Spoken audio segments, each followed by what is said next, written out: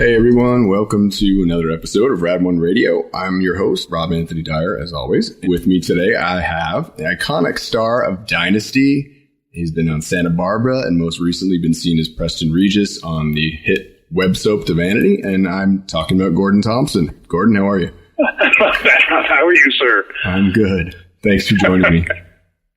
Yeah, pleasure. Again. So now DEVANITY's ended, which is sad. Is it ended? Yeah, you know more than I do. Michael said that was it. Really? Mm-hmm. Oh, I'm sorry to hear that. I mean, he doesn't tell me anything.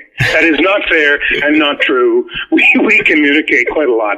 And he mentioned a new idea, which I thought was, I'm not going to tell you what it was, because that's his baby and not mine. But I had no idea that DEVANITY, I'm sorry it's come to an end. It was an extremely happy time for me. Yeah, he said he left it open that, you know, if he wants to bring it back, he can, but he said he thinks it was time for now. Well, he's such a canny, a canny writer and a very canny showman. He probably knows.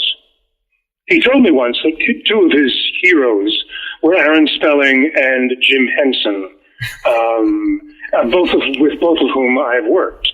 And he has great taste, I'll tell you. Now, I didn't know you worked with Jim Henson. Tell me about that. Yes, I did. I told this to somebody quite recently, and after we'd stopped the official chats, yes, I played the Frog Prince, 1971 in Toronto, with Kermit and Robin the Frog and Sweetums.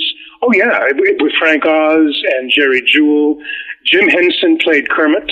I remember a scene towards the very end. If you can get a look at this, I'm not sure if it's available on DVD or not. 1971, The Muppets, The Frog Prince, and I was one of two human beings in the piece. I was Prince Robin the Brave before, and he was a frog, and after he stopped being a frog. So it was a very brief appearance, but it was one of the most enchanting, sorry, that's a rather odd word to use, but really it was enchanting sets I've ever worked on from that day to this. Henson played Kermit, and I remember a scene at the end on the balcony, Princess Melora's being cheered by her subjects, and I'm by her side. And at my side is Kermit. And underneath the balcony railing is Jim Henson with his hand being Kermit. And and by this time, of course, Kermit's my best friend. And they were so powerful. I hear they most still are, I'm sure. But with Henson in charge, there he was kneeling down underneath the balcony, he himself doing the gestures as Kermit, and the voice too, I would think, at the time. And unless it was pre-recorded. No, it wasn't actually. It was live. And I was stroking Kermit, and with Henson it was magic. It really was. And we all sang this huge anthem, and I even have my own song. They Call Me Sir Robin the Brave was the name of the song. And it was recorded at 4:00 in the morning. Wow.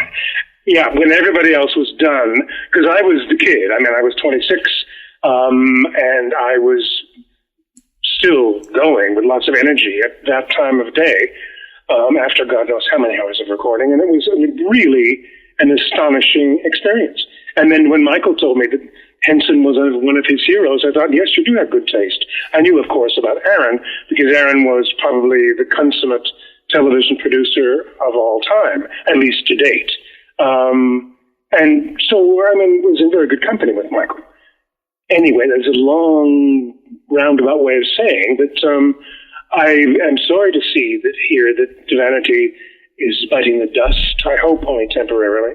But it was a really lovely time for everybody concerned. I would think if anybody you ask that, what was it, everybody would say without one deviation, it was a really wonderful experience because it was all done for love. Yeah, I just actually spoke with Cherie J. Wilson the other day, and she did an episode, and she said basically the same thing you did. Yes. Yes, I was knocked out with what she managed to pull off. I mean, it's just lovely. It really was. Oh, yeah. It was a lovely bunch of people. And God, can he pick pretty women? My, Jesus. That's for sure. Yeah, I love that he's brought back a lot of people from the classic primetime soaps, which I miss. I grew up sneaking watching Dynasty in Dallas. And did you really? Oh, yeah. Oh, that's nice to hear. It was a taboo, but my Italian grandmother watched them when she babysat. I'd have to sit there and be quiet and listen to her swear at the TV in Italian. And then, so when I get a little older, I'd be hiding under the covers with my black and white portable TV and my earbuds, pretending I was asleep. That's hysterical. Oh, by the way, for what it's worth, about that very subject, I'm doing the Channel 5 in Great Britain is doing a great big epic 3-hour, I think it's 3-hour, show about 50 of television's greatest villains whom we love to hate, and Adam is one of them. And they said, well, would I talk to them? Sure, I'll talk to you. They're going to pay me a little bit. I don't do anything without being paid in terms of PR anymore. I'm too old and too grand for that. But they said, yeah, they can cut up a little bit, and they have. I mean, they will. They better, otherwise I'm going to be really rude. And I'm going to chat, and Joan is going to be the presenter of this show, which is kind of fun. Oh, wow. So do you still keep in touch with your Dynasty cast? No, not really. It's funny, we all got along so well, with one or two exceptions. Joan and Linda didn't get along, and John and Joan didn't get along. But that was about it. Everybody else, we really got along very nicely. I think I've said that before many times. But it's true. It was a wonderful team.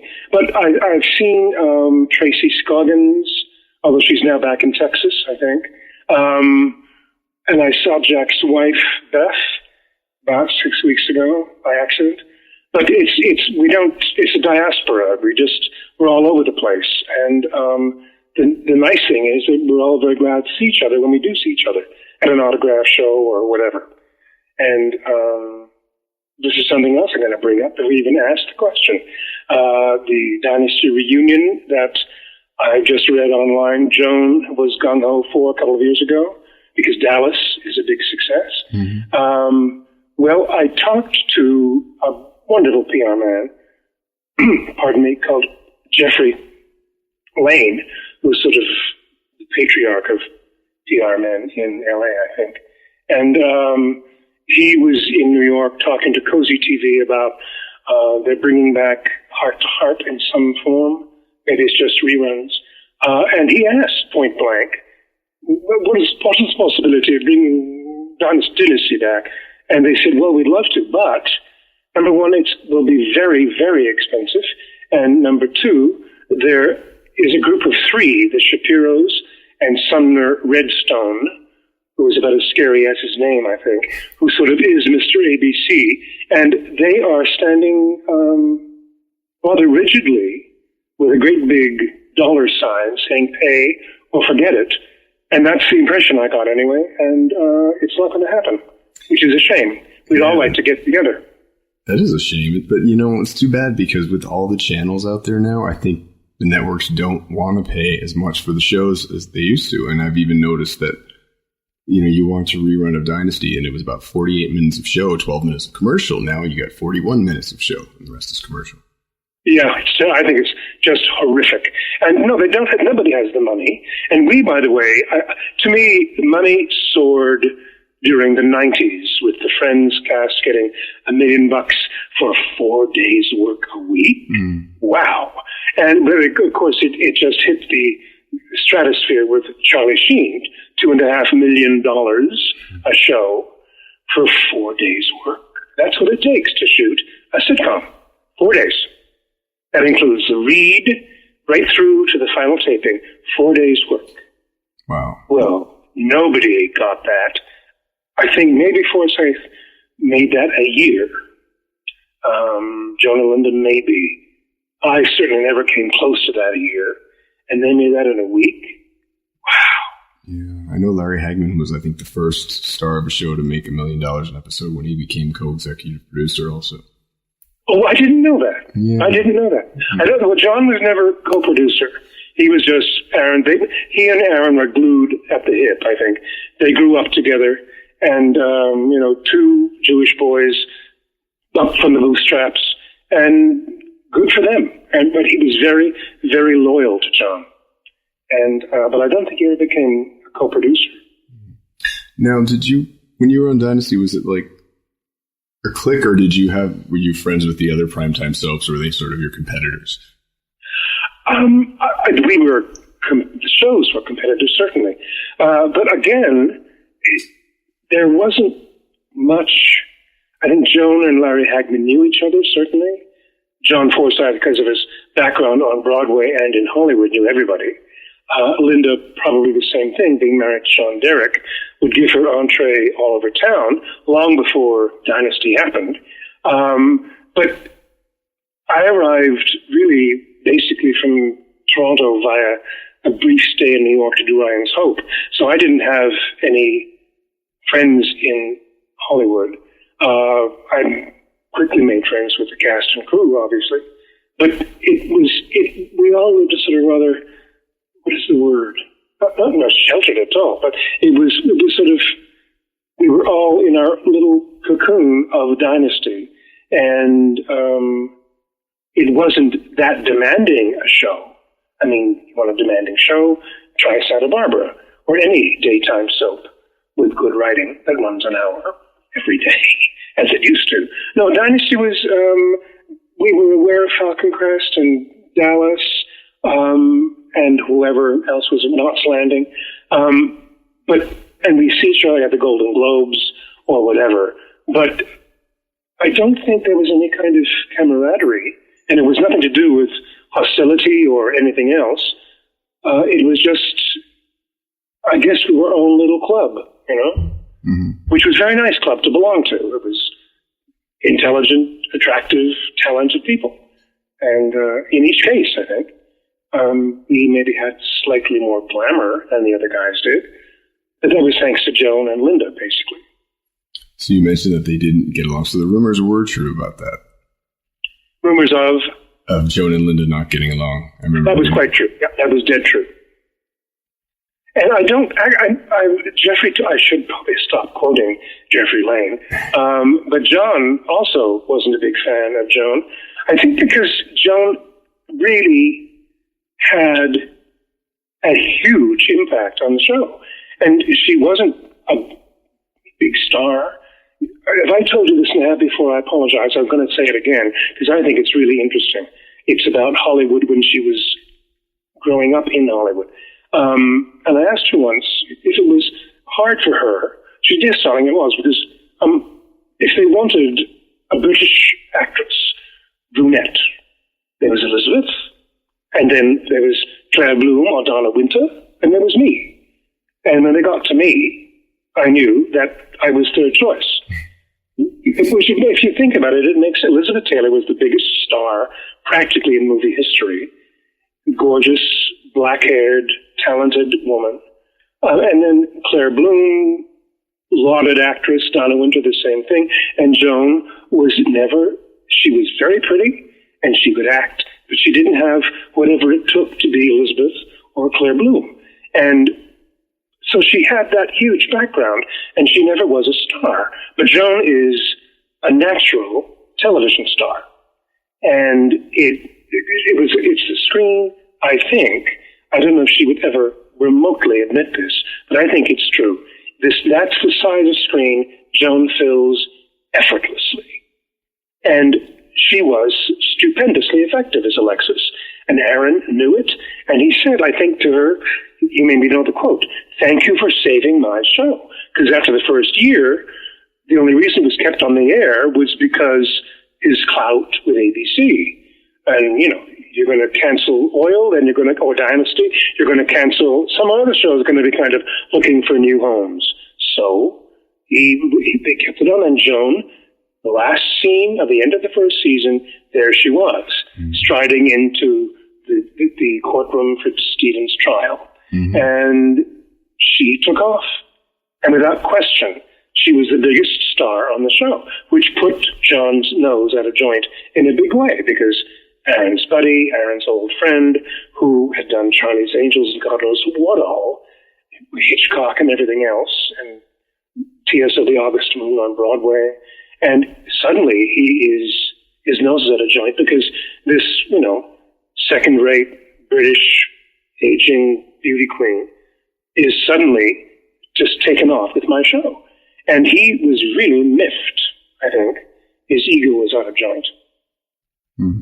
Now, I just read, actually, and I hope I'm not breaking this news to you, but I just read that Kate O'Mara passed away. Yes, that's right. I heard yesterday online, and I read the obituary this morning in the New York Times. Yes, she did, and there was a picture actually of Kate and Chris Cazeneuve and John and Joan in a foreshot, and they're all dead except John. It's so sad. And Kate was, well, you can get how gorgeous was she? Jesus Christ!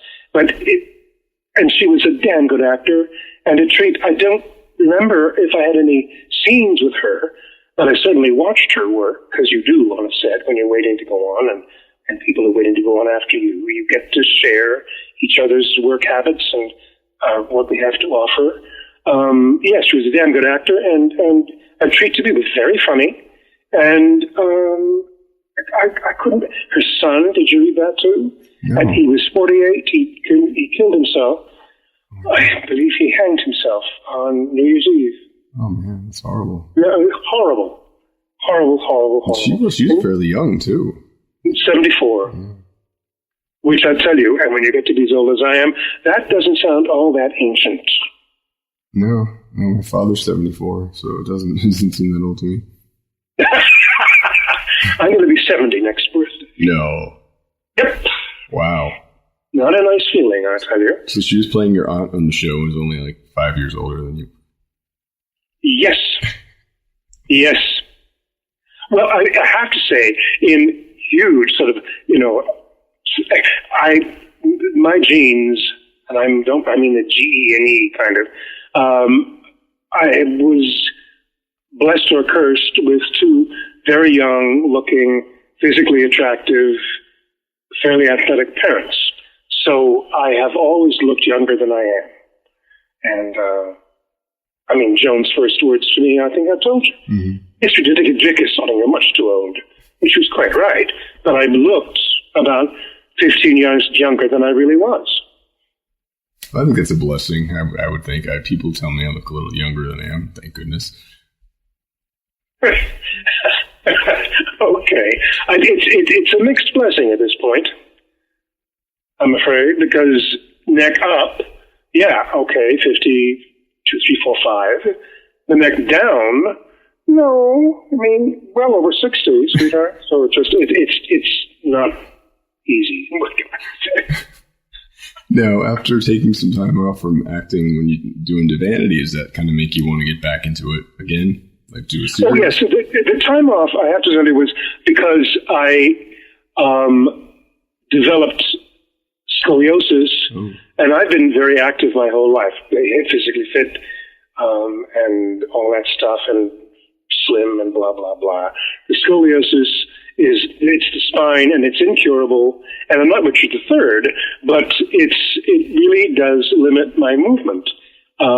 Stairs are a problem. I can't begin to walk very far. I certainly can't run. And from going from a very active individual to suddenly somebody who can't really do almost anything physical, it was incredibly depressing. It was actually despair. And I spent over a year in this condition. It is gone. I am very happy to say it's gone now. I left late last year, and I'm now, which is why I'm now renewing my acquaintance with my agent and putting feelers out. And yes, I'm available, and please give me a part, give me something to do. And Michael was the perfect entree. I worked with him first in the middle of my despair, but his enthusiasm got me out of it at least for 48 hours, which was really a gift from the profession and from him specifically. And then he got me again as I was just easing out of my depression. And so what I had to do with DEVANITY was just, as I say, a gift. And because I'm good at my job, it was a gift that wasn't taxing, except that the writing was very challenging, which I love. And so, sorry, again, roundabout answer, that's why from the neck down, I look a lot older than I used to, because I put weight on, and I don't like. But the point is, it is actually not a sad story. It's a good one. At least for me, I'm a positive man again. I'm a happy man again, and I want to go out there, and if I can get jobs where I don't need to jump hurdles or whatever, I'd like to work again a lot. That's great. It's great to hear that you recovered too. I can relate to, had a couple spinal surgeries myself, and oh Jesus, I'm sorry, Rob. I'm sorry, but they were successful, were they? No, actually, not really. But shit! I can relate to that, but I'm very glad to hear that you're doing better. Now, do you watch TV nowadays? A lot of actors. I don't actually. Very little. I want Netflix, and I got to start actually because one show I did watch in its early days was Hot in Cleveland, which I loved because I think Wendy Malick is just a brilliant comedian, and Betty White should be, I don't know, given a new planet named after her. She's so wonderful. She's amazing. Yeah, she truly is. And this is something I'm sure she doesn't remember, and I wouldn't accept, and I'm still blown away that I did it. Celebrity Family Feud. Do you recall those? I do. You don't. Well, you probably do. I do. Well, it was Eddie's Bruisers and Gordon's Glories. Isn't that we were team leaders. Her team creamed mine. I think it was loaded, frankly, I just do. But she was the rudest, filthiest-mouthed woman I've ever met, practically, and hysterically funny. You think out of this, Alan Ludden's widow uses language like that? Wow. And I was knocked out, and she was so damn funny. And she was lovely, and that's my history with her. And that's not the reason I'd like to be on Hot in Cleveland. I do think it's a brilliant show. And I'd like to be one of Wendy Malick's old soap buddies or something. Oh, that's or maybe we were a one-night stand, and she was so athletic that I threw my back out, and that's why I can't walk, or something like that. Anyway, but I have to start watching. If I'm going to recommend myself specifically to specific shows, I've got to know what I'm talking about. So I've got to start watching some more, which I'm not looking forward to. Well, I love about Netflix, there's no commercials. I tend to do the binge watch after the fact myself. Really? Yeah. I'm not a fan of commercials. I don't ever watch anything when it's on. I DVR it or do the Netflix thing. Yeah, that's what I'm going to have to do because, like you, the only commercials I can stand to sit through are the commercials on the shows like the Academy Awards because that's sort of all part of it. They're also Dan chintzy, and it's also artificial and often offensive. It's all part of it. I don't watch religiously, but I do watch them. But also, speaking of Netflix, have you seen House of Cards? No, I haven't actually. The one that Netflix has produced? No. With Kevin Spacey? I'll have to check it out for sure. Well, I'll tell you, with Robin Wright, she got a Golden Globe Award as Best Actress in a Series. Mm-hmm. And Robin, I didn't work with her because she was on the show after she'd left when I joined Santa Barbara. But she was first cast as Kelly Capwell on Santa Barbara.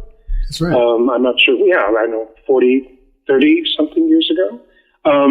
Anyway, it is based on a British series called House of Cards. I think it's 85 it was produced, with Ian Richardson and a wonderful actress called Diane Fletcher.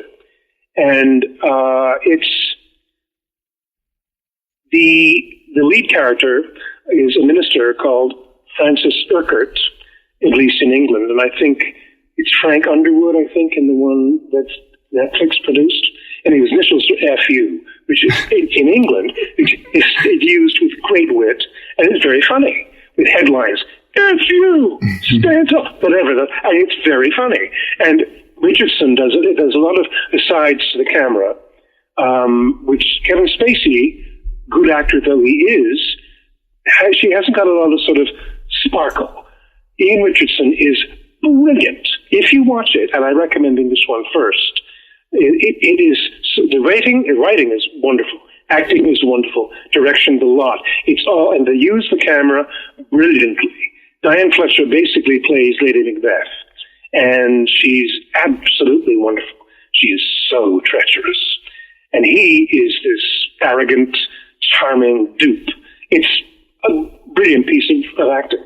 And Spacey, all the good things he has going for him, charm is not evident, not in the 2 episodes I saw. And I was disappointed, and it's getting all kinds of kudos from the press here, has done for the last 2 years. And so have a look.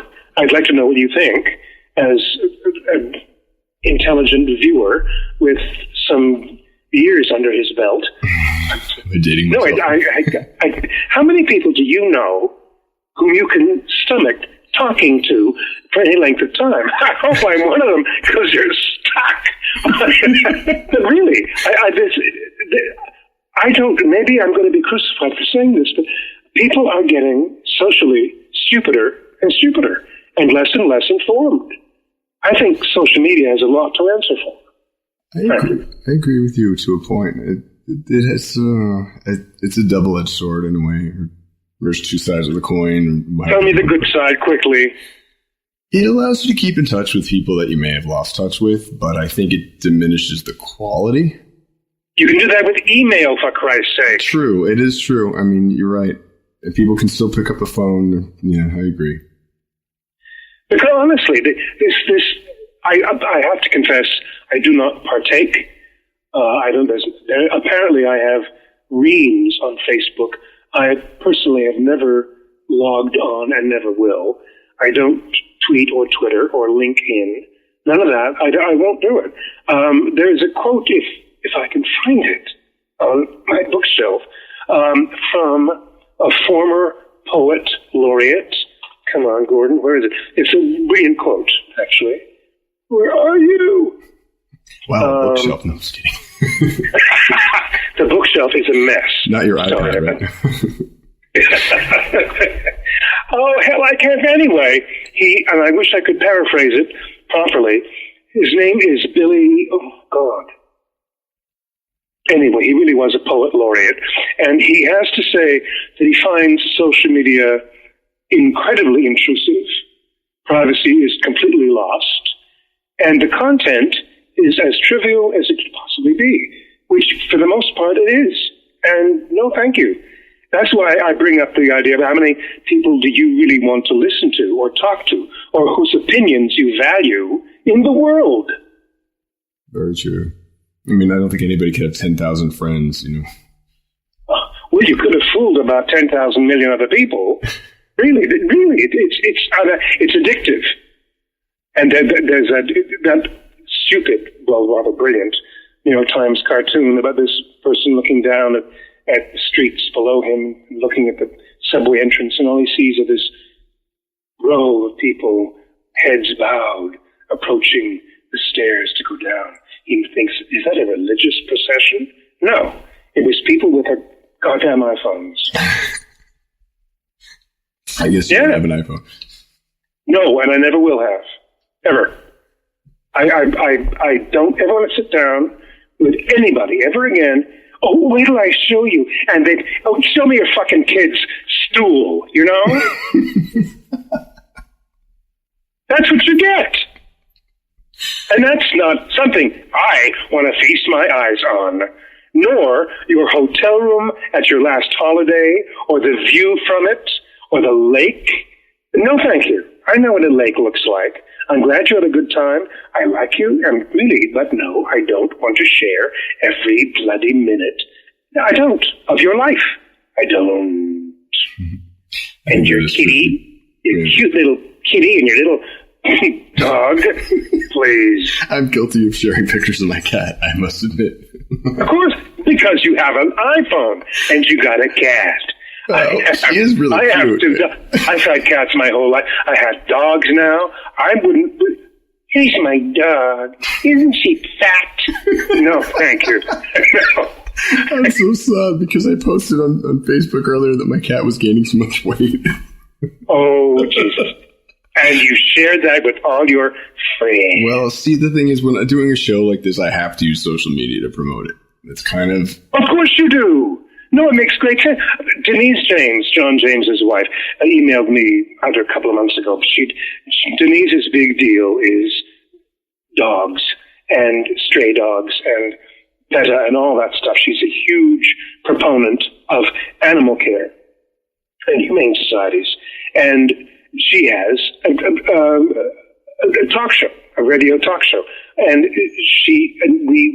I said, Denise, please tell me Gordon, I have to because of my show. But no, I don't do all that sort of photographs of sharing my life and invading privacy. Well, much like you, she has a show to promote, so she has to use it. Listen, my friend Lisa de Gazot emailed me after my first appearance on DEVANITY, a show which she likes very much, by the way. Lisa's an executive producer of one of the very few remaining soaps on the air, and very smart, and has had to become media savvy. And she said, honey, they love you. And she sent me this endless list of, I guess it was tweet. I said, Lisa, I can't access any of that. You know what a Luddite I am. Thank you. I'm glad they liked it. I had a good time, but I don't know what the hell they're saying. And she sent me this endless list. It was nice to hear, really. And Michael Caruso was immensely enlightening about that, right? Because he told me how when my appearance on DEVANITY was announced on his website and it was tweeted and whatever the hell happened, the social media around the world. It's worldwide. Mm-hmm. That was scary. And it was a great sort of ego bath for me because like most people my age who had a little flicker 20 years ago, it's nice to be reminded that people do remember and did enjoy. And that's all social media. But I really, I feel like, somebody who can't swim approaching a diving board. No, thank you. Well, nowadays, a lot of actors say that they feel like it's part of just the nature of the game nowadays. It's like fans expect some sort of contact with them. It's the world has changed. That's very true. I haven't had the fan experience yet. However, people have been able to find my home address, which is kind of scary. Oh, that's freaky. Yeah, it is, but it's not nice. They just show up and expect you to give them an autograph or something? No, they don't. They don't show up because they're all from Europe, mostly. So they write. Oh. And it's not hordes, but it's just enough to give a person pause. It's unnerving to me. But I do understand. And yes, when I had a meeting with the agent after I got my act together, we had a proper meeting and they explained to me what is necessary. And that's only in the year or two since I, was in hiding out of depression. That concludes part 1 of my conversation with Gordon Thomson. Stay tuned for part 2, which will be posted in a few days. Please visit rad-radio.net to listen to all episodes. You can also like the Facebook page, which is facebook.com/Rad1Radio. Follow the show on Twitter @Rad1Radio. And thank you for listening.